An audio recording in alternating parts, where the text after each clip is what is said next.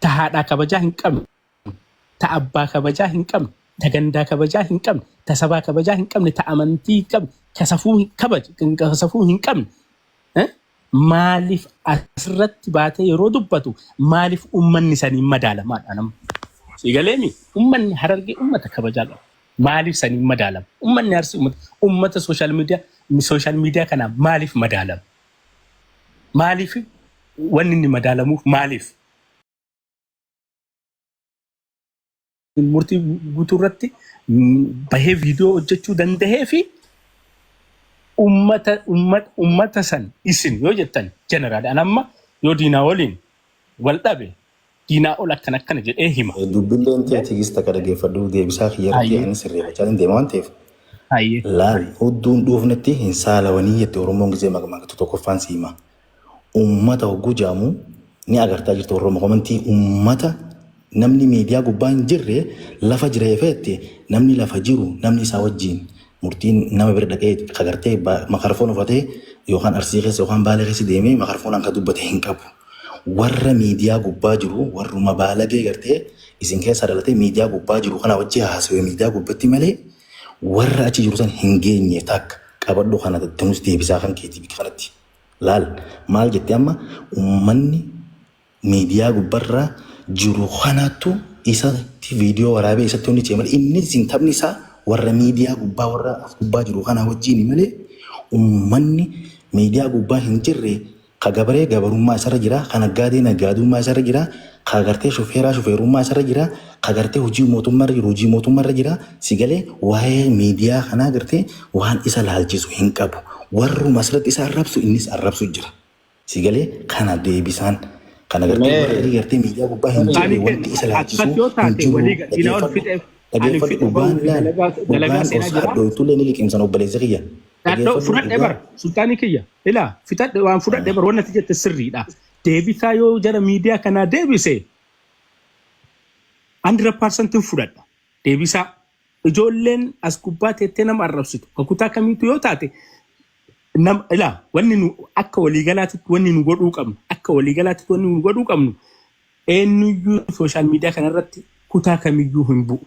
Kanarratti ani 100% duuriyyee asirraa teettee nama arrabsitu kutaasan bakka buuti jedhee Anziizoo yoo nama arrabsa ani yoo ka nama arrabsu ta'e if bakka bu'ee arrabsa malee nama tokko bakka bu'ee hin arrabsu. Kanarratti walii galle garuu murtii wanni inni adda baasuu qabu anillee yoo waa jedhe wanni adda baafachuu an qabu warra miidiyaa kana gubbaa jiruuf deebise waan jedhu deebisuu qaba. Anilleen akkas diinaa olilleen atillee sultaan mataa kan akkas godhuu qabda. Kana jechuu barbaadaa diinaa ol yaada keessan dalagaa isan caqafadha. Haasaa maal jennaani namni hogguu mufatu akka nama tokko wanta tokko gizee miidiyaa irra baastee anama suuraa kiyya yookaan viidiyoo kiyya waraabee yoon kana jaalatu fedhu na haafaarsu kana jibbuu na arrabsu na gargalchanii sigalee eefan ol baasee yaada kannachuun qabu. Namni gartee miidiyaa kana gubbaa hin jirre namni gartee miidiyaa kana gubbaa hin jirre wanti inni maqaan isaa yaamamuuf hin jiru warra asirratti nuti amma ijoolleen akka Harargee haa jennu ijoolleen Harargeedha warri miidiyaa kana fayyadamnu yoo nuti waan tokko ja'amee nuti waan kanarratti bobbaanu ta'e hogguunuuf nun jecha maqaan kan jedhamtu warri nurra gurguddaadhaan nu qabatee laal isin Harargee bakka buutanii abolo sigaltaan ta'e isin hangi kun bakka waan kanatti yookaan immoo isaan tunu dhalee atammaan ta'e ilmoon tantee gabbaate yoo ilmoo namaa dhooyte isaattu dhee anaa miti jettee ilmaan namaa sanaa kama geessuu oolu yookaan immoo idaa dhufe san kafalu oolu ni ta'a hin ta'u. Akkasa kanaaf uummanni keessan baay'ee ta'us tuluu ta'us eefaa dubbatee waa nama arrabsee nuti maa arrabsannaa sababa nama sana jechuun hin ta'u. Sultaanii kiyya qoy uummata Baalagee tas jala jira.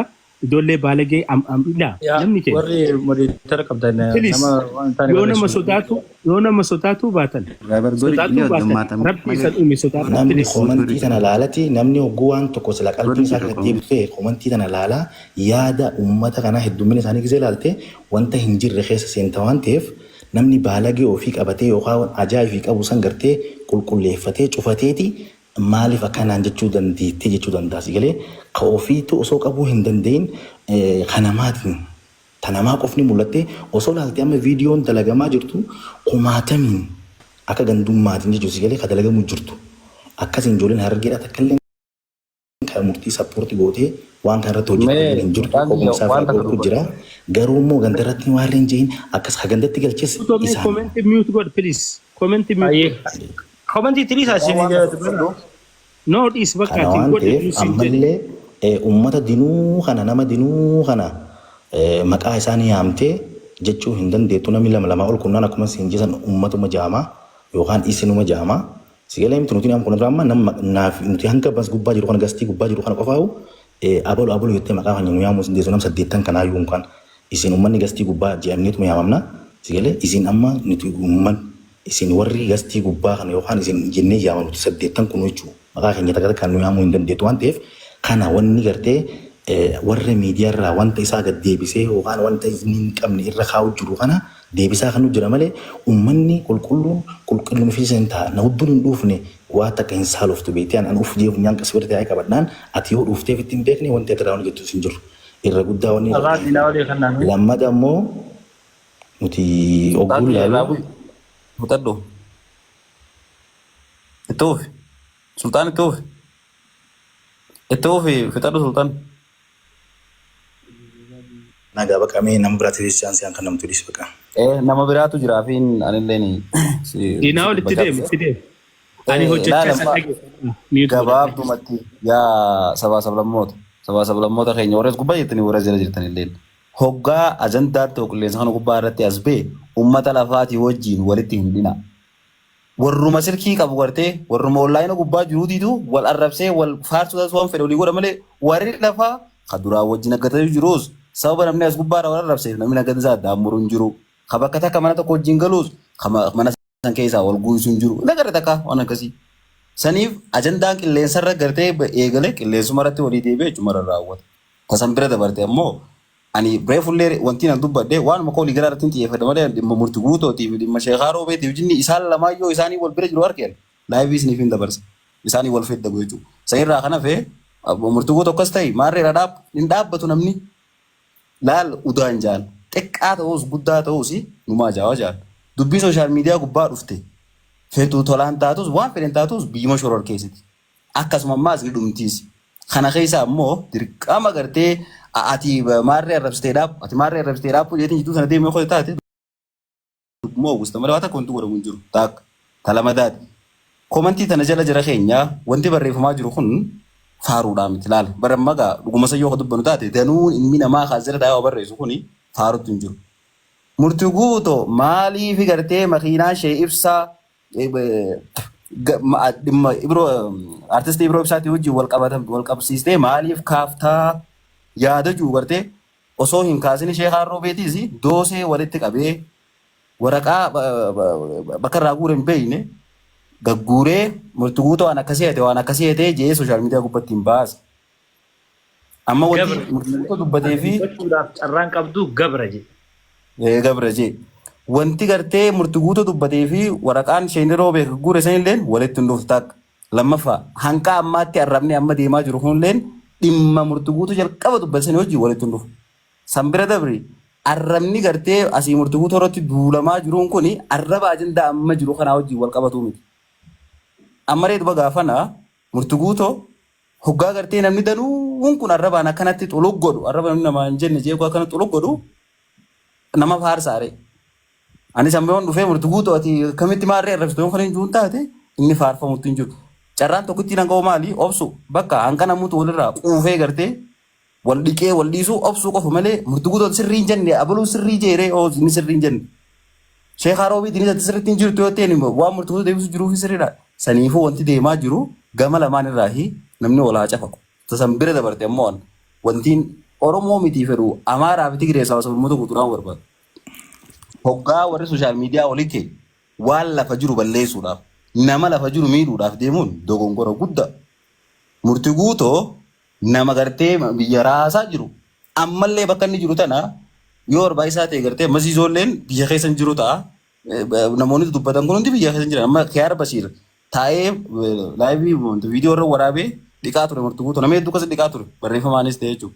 Warri biyya keessa jiru kun murtuu guutuu wajjin dhaqanii haasa'anii yoo wanti inni jedhu gongora taate seeraaf hin dhiyeessanii maali daalachaa eenyu seeraa dhiyeessi. Murtuu guutuu daalachaa olii hammas maa dubbiin dhumate sanbira dabri waraqaa gartee amma waggaa meeqa duraa dhukkeera radhee shanii roobee deemuu san warri waraqaa sanii ni dhume nama du'ee fi tabaqaa dhaabbaddaa hojii taate ifaa godhu sheekaa roobee. Biyyuma seera qabdu keessatti qarshiin kumni takka yoo sirraa fuudhamte gartee maallaqa gurguddaa sanii miti miliyoona jaansanii miti kumni takka yoo sirraa fuudhame abbaa feeti funyaan qabdee hidhatti ol darbitee seeraan gaafachuu dandeessi. Murtuu guutuu biyya keessa olii gad deema. Egaa maaliif gartee kunoo abaluu kana waan kiyya fuudhe jee mana murtii dhaqee poolisaan qabsiisee murtuu guutuu maa seeraan hin gaafanne ganamaa galgala hoggaa ajandaan xiqqaan tokko ka'e doosee dhukkee dhadhaa'anii gagguuran doosee nama hunda bira guuranii faayila kooppii godhanii faayidaan qabdu tun. Isin galee ammoo ajandaan wanti deemaa jiru wanti asirratti walii deebisaa jiru hundinuu sirrii miti murtuu guutuutti sirrii miti tagama kaanitti sirrii miti. Isin galee tana jidduu ammoo dhaabbaddeetiin addaan dhaabu yoo hojii taate maraata taate lola sooshaal miidiyaa abbaan fayyadamtaan dhaabu.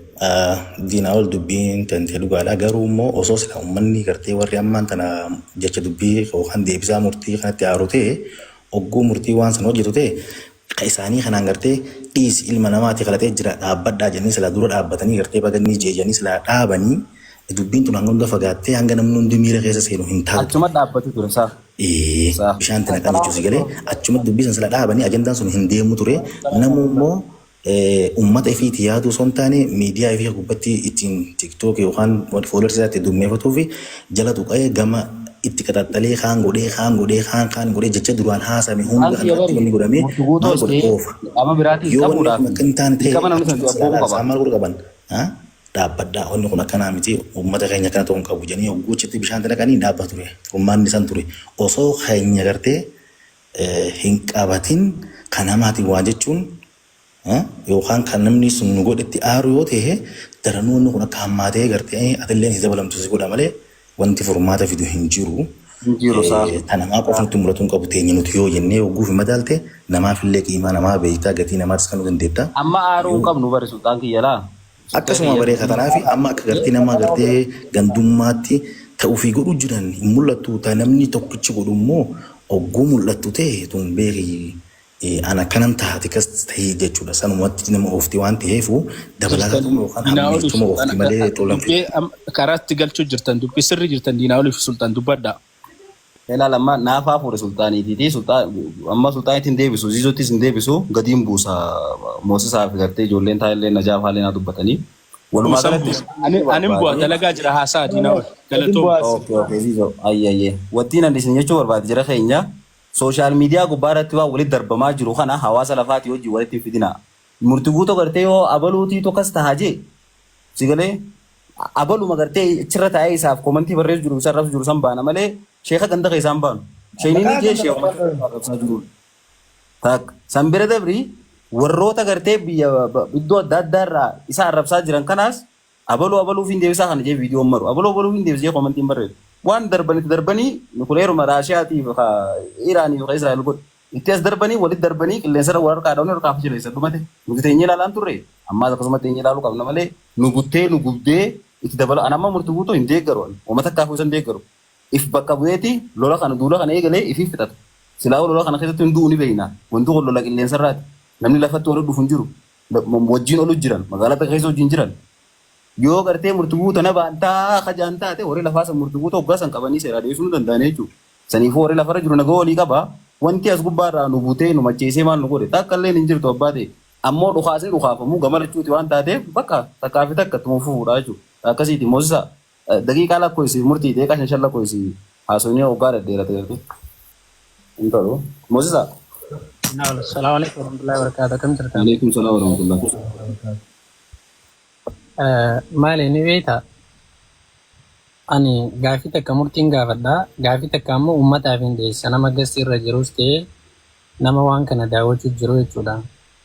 Maaliif jennaani mucaan kun eeganii fi ati waa hattee waa balleessitee jaanii maqaa kana balleessuu eegalanii yoo akkam xiqqaatee waggaa 3 ni gaha. Bitinni keessa jiru kun Itoophiyaadhaan eegalu jira miti. Waggaa 3 kana guutuu gaafanii fi rakkinni takka uumame Social media irra gabbaanii TikTokiinis Facebookaanis bakka hundaan waan akkana hattee waan akkasii gootee kana jaanii itti dubbatan jechuudha. Mucaan kun biyya san keessa jiraatee kana hunda kanii fi waa hatu jiru mootummaa sanii ol moo biyya san isaa bulchu jira moo si galu jira miti. Ilma jeneraalaa tokko moo akkuma nama kamiitti biyya san keessatti sooshaal miidiyaadhaan nama jiraachuu jirudha si galu jira miti. So mucaan kun sadarkaa kamirra jiraateeti biyyuma san keessa waggaa 3 guutuu uummata miskiina saamee jiraachaa jiraadha. Kuni gaafii uummata waan kana dhaggeeffachuu jiruuf si galu jira miti.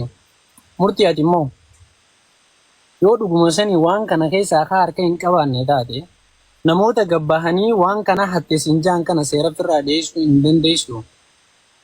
Namoota nama maqaa kee gabbee balleessu kana jechuun Itoophiyaa keessatti bar yoonii fi waan ati hin qabne nama maqaa kee balleesse jechi hattuu jaamu is salphaa miti si galu jira miti is not easy. So ummata kana seeraan firraa gaafachuu hin dandeessu kana gaafii siif hin dhiisan. Gara yaada hiyyaatti gisee niif hin dabaru. Ummanni Arsii fi Harargeen gaafa niif jaamu ijoolleen nuti dheengadda lafaa dhufneetuun ummata adda baasuu dandeessu. Arsii fi Harargee jechuun ummata kaleessa dhiiga lafee fi tokkummaa ummata Oromoo kan kaleessaatiin jaarraan abbaa gadaatii fi jeneraal Waaqoo guutuunfaan tokko godhe irbuusan qabna nuti har'aan tana. Murtii guutoo fi yookaan ammoo Sheekaa Roobeetii miti abbaan fedhe gataa ba'u. Yoo har'aan tana Jawaar Mahaammadiif yookaan ammoo namni biraa tokko gabbahee Arsii fi Harargee wanni adda diiguu danda'u illee hin jiru. Kuni olola sobaa namoonni akkanumatti lafaa kaanii itti ajandaa gufachuudhaaf ja'an malee waan uumamuu danda'amu miti. Ganaallee gara fuulduraatti illee uummata akka hapheetti walitti maxxanee jirudha si galee. Kanaan dabarsuu barbaada. Katti aanu ijoollee Harargeetiif hin dhaabsa qaba murtii. Yeroo hedduu Harargeen tun maali ni beektaa? Rakkinni keenya guddaani uummata Oromoo kanarraa iffaarsuudhaaf osoo hin taane silaa uummata akka mootii Oromootti katabamee fi kitaabni Harargeen jechuun yeroo ammaa kana keessatti akka mootii Oromootti katabamtee Harargeen qoftiin jiraachuu qabdudha. Uummata gahee guddaa uummata Oromootiif qabudha Harargeedha jechuun. Gaafa Harargee keessaa namni takka waan takka balleesse Araba, Diqaalaa Somaalee, Diqaalaa Arabaa jaanii Harargee tanaan arrabsan. Anas irratti waan takka waan inni isin dhaamuu barbaada. Dhaamsi kuni uummata Harargee qofaaf si galee. Na dhagee Oromoon parsantiin irra guddaan biyya Arabaa san keessa teesseetiif bira kuttee maatii si gargaaru jirtiin. Araba ittiin si arrabsan sanii akka sarraatenyaatti akka daleedduutti itti bira ta'anii dalagachuu jiranii. Diqaalaa Somaalee jaanii yeroo si arrabsan ammoo biyyoota addunyaa kana hunda keessa deemi. Biyyaan an jiru kana Ameerikaa fakkeenya fudhadhu. Adeeroo Somaalee fi Oromoo dachiisamidha. Sigalu jiraa miti darajaan isaan irra jiran. Sigalee soo kanaafuu arraba takka hin qabanii siin jechuu barbaadeeti. Ati diqaalaa Somaalee siin jechuun diqaalaa Arabaa siin jechuun arrabaa miti akka arrabaatti fudhattanii waan kanatti akka aartanii siin hin barbaadudha. Qoflaa fudhadhaan. Duraan anis na aarsuu ture sigalee jechi kun gaafa akkas jaamaa ture san keessatti. Garuu yeroo kanatti waan kana waaniin arkee jiruuf diqaalaa Arabaa siin jechuu fi diqaalaa Somaalee jaanii si arrabsuun arrabaa miti. Osoo isaan taate irra si hoyya yaada joottiin si maali. Because darajaan isaan irra jiranii fi darajaan irraan tan Oromoon irra jirtu dachiisa miidhaadeeroo waan walitti dhufuu miti. Sigalee kanaafuu kanaas akkasitti fudhadha. Sooshaal miidiyaa kanarratti yeroo hedduu namoonni gara ofiitti hirkisuudhaaf nuti jeesitti dhufan. Modii tarafiti. Hayyee. Lakkoofsa qaban. Gara uummata takkaatti gareeti gara uummata takkaa galee sitti dhufan. Soo kana hunda murtii wanni ati gootu maali ni beektaa? Nuti si beekna because namoota har'aan tana Sheekaa Roobee dhiisiiti abbaa fedhee yoo wantiin sitti dhufe daangaa darbee sitti dhufe meeqa afaan qabsiistee jirtaan. Kana nuti si cinaa dhaabbannee fi Harargeen si cinaa dhaabbatteef osoo hin taane wanni si barbaachisu foloora keetii foloora isaanii oli qabdaa deebisaa barbaadde isaanii deebisuudhaaf gahee guddaa qabde siin jechuu barbaadeeti si galee nama tokkichaa sitti dhufeef abbaa fedhe yoo taanaan. Garuu ammoo yoonii fi kada sii danda'amu taate namoota gabbahee akkanatti maqaa kee balleessu kana ni jiraa miti. karaa fedheenis haa ta'uuti biyya san keessa jirta seeraan firraatti deemiti waan kana seeraaniif qulqulleessiisin jechuu barbaadan akka obboleessaatti kana. Sigalee because jechuun kuni yeroo hundaa'u amataan si deddeebi'uu hin qabuuni. Gaafa wanni takka kee maqaa kanaan si deddeebi'uun siifis bareedaa miti galee. Waa si godhaa osoo hin hin ta'ini atummaanuu akka nama tokkootti waan kana kiliira akka ragootu waan hin barbaadeef sigalee.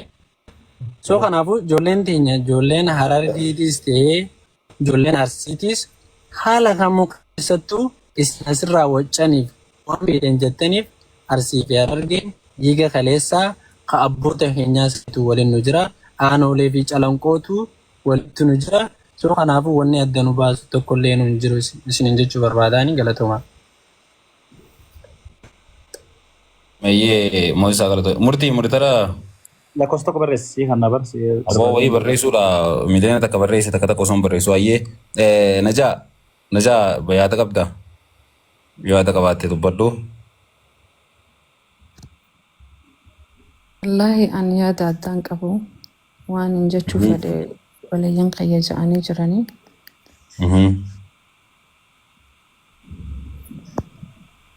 Takkanaati. Galatoome ayyee ulfaadhu ijara keenya hawaasni as gubbaa jiru kun maqaa inumaatu gabbuusanii hawaasa lafaati wajjin tokko godhuun numaa hunfeessu. Maraataatu silkii qaba as gubbaa rafa jiru. Maraataa. Dirqama maraataa kana hunda wallaanuun dalagaa biraa fe'isa. Hin danda'amtuusi. Silkii abbaan maallaqa isaatiin bitate daataa ifiif guutata. Sigalee hanqa fedhan wal arrabsanii sanbira kutanii barboo namni keenya bar sanbira kutanii diitii laayivii irratti bari dhiyoo tana paantii walirraa baasa tura laayivii irratti. Maal duba qiyaamaan sanuu nutti hin dhageemtu tun nu dhageemti. Kuttee bar dhumte wanti hafte hin jirtu bar. Anamma tun anumaa hun shooror keessutu anumaa hun cinqitu hutun asirratti gartee namni wanta godhu jiru kun bakka deebisaa wal yaakannani ajandaadha. Haa wal waqaranii achi booda nama hoggaa quufee wal dhiisa. Dirqama waan as gubbaa jiru kanaan dhaabisee qofa taate kaayyoo ajandaa kanaa milkeessiteeti. Dhufteeti dabalamnaan chaalenjii san fudhatteef biyyaaf. Kanaaf murtiin ati gartee yoo abbaan waasi kan jiraate abbichisan gartee abbichisan kallattiidhaan sitti dhufee poolisii yaa qabsiisu. Amma anarraa kaasee isin booda yoon waan hin jirreen kan ibsu tokko taate anarraa homaan taane abbaa fedhe mataa ilaa gadi hin qabatin. Seeraa walitti nama qabatee jira yaaqeen tasheekaa sanii tashee ballicha sanii. Amma bari arrabnummaan danuun sanuu baree gaan reefu dubbadde booda bara arrabnummaa sanuu dunuu dhaabbate. Maaliif dhugaan qabatamni jiru sanuma bakka wantummaan waan ati dubbattee fi doosee dulloomte walitti as guuru takka illee hin jirtu. Bakka tana furuchi kun hundinuu sheeninii sifiif karatti si as bee karatti si as bahee fetti goda jawwee qoba kaaye. Jawween si dirti gaa ugaate qoba si goda si qoba kaayise. Bakka dhumatti sanbira kadabre ammoo murtiitu gartee hawaasa arrabsee yoo hajaamu taate baankii irraa ammis haa cufamtu viidiyoo jettuun isiniifita. Baankii irraa ammis qabeenya keenya keessaa dhaamsinee gadaa baankiin dabarfachuu qabna jettuun isiniifita viidiyoo. Yaadataa kuffisuu qabna jettuun isiniifita. Bakka sanfaaruudha. Egaa sanfaaruudha. Moosanii waan bareedduudha. Taasii gartee murtiin dubbatanaatiitu nama butu. No bakka achiis darbamte saaruk bakka dhukaa isaa waliin banamee misaa'ilaa dandeessu qilleensa irratti firraa qolachuudha. Ayirandee yoo qabaatte. Yookaan immoo sirra buunaan si gubattee bakka fooqii ta'een ijaarrattaa jechuudha. Kanuma wanti ta'u. Malee dirqama gartee butamtee hawaasa lafaatu gartee tanaacha wal fixaamamee ta'e numaa hun jirtuu tatanaa olii meeqaa dhufee nama meeqaa wal arrabsee nama meeqaa waliin bu'ee wanti lafa irratti takka illee hin jiru. Bakka qilleensa irratti ammoo anaatu hawaasa bakka bu'ee seerratu yoo jiraate murtii irraa kaasee murtiin hawaasa bakka hin bu'u ammaan itti makuno. Yoo minjee hawaasa bakka hin bu'u. Anna hawaasa kana hin jenneen. Hin jenneesi ammallee yoo kan hin jaajatu taate yoo anuma mataa kiyyarraa kaasee hawaasa akka hin buune bakka hin buune duraan dhaabbadha. Sayirraa kanaaf immoo akka nama tokkotti gartee nama waa siin jee deebisaa kannuun rafuu hin qabdu gaa maaliif rafta? Namni yoo temma deebisaan kenneef si jeesaa beeka. Gaafa duute emma dalagaan nu baatiiree gabbaane. Saniifuu namuu haa walitti erguu hoggaa gartee fixattan booda namuutu dhiistaniitti tatteessanii afaan kaattanii kaanis deemee qicata. Allaqee saniin ala as gubbaa irraa gartee murtiitu nama arrasu jira murtii anamma nama meeqaatu na bilbilaa ture haleessaan maqaa rabbii tokkicha akkamittiin dhaabuu siin jakaan achi viidiyoo sirra waraabu jira viidiyoo 70 na dhufa. Tarratee taxoluqsi gootu akkamittiin dhaabbaddu jaan. Yoo wantichi as deemu san aboo dhaabeeti jaanii fi namni wal qaqqabee wal dadhaabe kana boogaa jedhee dhaabbatee dhaabbadhu jettaan. Ati kana qabdee hoggaa kaan dhufee harka bashak godhe siitu jeesee jechuun nama sii kattiidhamu dhimma san. Kanaaf lolli as gubbatti deemaa jiru lola qilleensarraati namutu gartee waan walitti ergeetuma fixataa an akkasumatti fudha malee harargeetu kana acha miidhamaa arsii fi baalee shawaa jimmaatu kana acha miidhamaa waan jiran quban qaban. Nilleen fudhadhullee hawaasni ha wajjin gartee mana ta'uu kala wajjin galu jira. Ha qaariyaa walii baasee gartee wal barsiisu jiru qaariyaa namni gaxarii hin jiru osoo lolli fedhatee jechuudha. Osoo namni harkaan walitti bee waltumee ijoollee waltumtee namni qaariyaa gartee barsiisu jiru dimbooti marreekeetiitu biyya ari'u jiru. Hawaasni eessatti TikTok quba qaba yookaan Facebook quba qabaateeti hawaasni nagaa saniifuu maraataati qilleensa gubbaa jira malaataan haa wal shaqulu waan hojii gitambo akkas baaba.